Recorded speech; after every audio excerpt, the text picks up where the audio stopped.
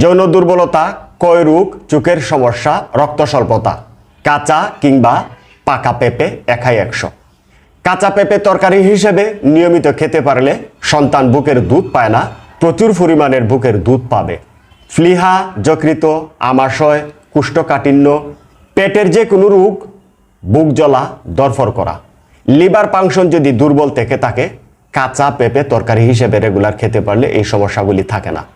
পাকা পেঁপে রেগুলার খেতে পারলে রক্ত স্বল্পতা দূর করার পাশাপাশি পাকা পেঁপের বিচি এবং সমপরিমাণের কালো জিরাকে যুক্ত করে যদি এটাকে বড়ি বানিয়ে সকালে এবং রাতে খাওয়ার আধা ঘন্টা পরে খাওয়া যায় 1 মাস পর্যন্ত, তাহলে প্রস্রাবের ক্ষয় রোধ করবে, যৌন দুর্বলতা থাকবে না, গোপনাঙ্গ শক্তিশালী করবে, রক্ত স্বল্পতা, চোখের দৃষ্টিহীনতা দূর করবে, কোষ্ঠকাঠিন্য ফাইলস থাকলে দূর করবে।